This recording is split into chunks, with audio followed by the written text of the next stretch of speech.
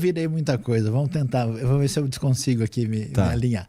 Mas, Igor, o que rola é o seguinte, eu tive uma vida, né, uma experiência pessoal muito difícil, né, por contingências históricas, eu não vivi com meus pais biológicos. Aí eu morei com parentes, né, com avô, depois com tios.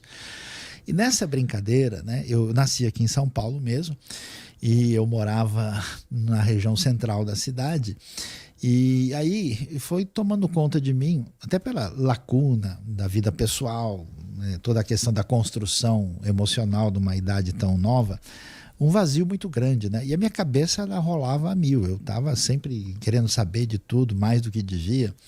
E por volta aí dos 10 anos e meio de idade, eu fui tomado desse vazio muito grande. Até tive um contato uma vez com uma Bíblia, eu comecei a ler, uma Bíblia que tinha em casa da família. Mas aí eu me lembro, ainda como se fosse hoje, né? Eu tinha quase 11 anos de idade, um belo dia, eu estava no 6º andar do apartamento onde eu morava, e eu olhei para cima, eu fiquei até olhando as nuvens assim, né? E eu pensei, caramba, Deus, será que o Senhor existe? Se o Senhor existir, faz alguma coisa, porque eu acho que a vida não vale a pena. E muita loucura, né? Eu tinha vontade, né? Tinha vontade de me jogar do prédio, né? Por causa dessa lacuna e tal. Eu fui me tornando um menino muito amargo, era complicado, arrumava confusão na escola o tempo todo. E aí, pouco tempo depois, eu recebi um convite, um primo meu que foi ser médico no norte de Goiás, hoje Tocantins, numa região na época assim totalmente a ser desbravada, né? E eu fui para lá. Ele era uma pessoa interessada nas coisas bíblicas, ele vinha de tradição católica, a esposa era de tradição evangélica, e na casa tinha muito material cristão. E aí eu ficava escutando umas músicas que falavam, né, daquilo que envolve a fé em Jesus. E a princípio eu tinha muita resistência. Me lembro quando me convidaram para ir para a igreja, eu falei, que igreja só cria problema no mundo. Olha o pessoal brigando por causa de religião na Irlanda, né? E eu, assim, de tupete elevado, me achando a última bolacha do pacote, eu sou mais pela ciência do que por esse negócio de religião. Aos 11 anos. Do alto do seu conhecimento profundo. 11 anos. Aí eu já tinha 12, já estava um pouquinho mal, mudou tudo, né? E aí, cara, junho de 1975, de manhã eu levanto, mais ou menos 9 e pouco da manhã, eu fui pro fundo da casa, no quintal, peguei, né, aquele rastelo assim, eu fui puxar as folhas assim da mangueira que tinham caído e fui juntando. E aí, sem pensar muito, eu comecei a cantar o que eu tinha ouvido. E aí eu cantei assim: é fácil de entender, tão claro como a luz, em meu lugar, para me salvar, Jesus morrer na cruz. É crer só nele agora, de todo o coração, menino, sem demora aceitar a salvação. Quando eu estava cantando isso,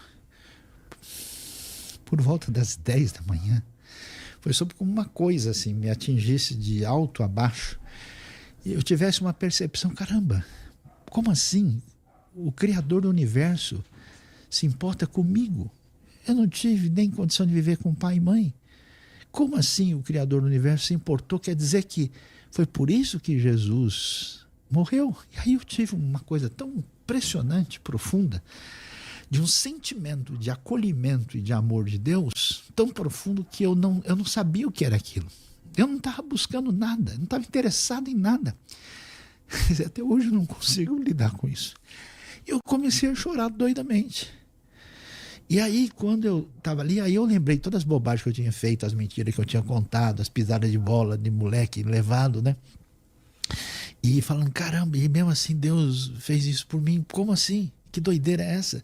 E aí, como moleque de 12 anos, eu me peguei e falei, caramba, homem não chora, o que você está fazendo? Tentei dar uma de fortão e não aguentei.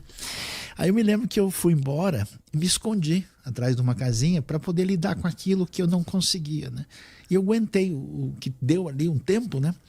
Aí eu saí dali e aquele dia, uma coisa muito estranha e diferente, eu fiquei como se eu tivesse meio narcotizado, sabe? Parece que eu não estava nem dormindo nem acordado, uma coisa meio diferente. E aí aquela noite eu deitei e dormi.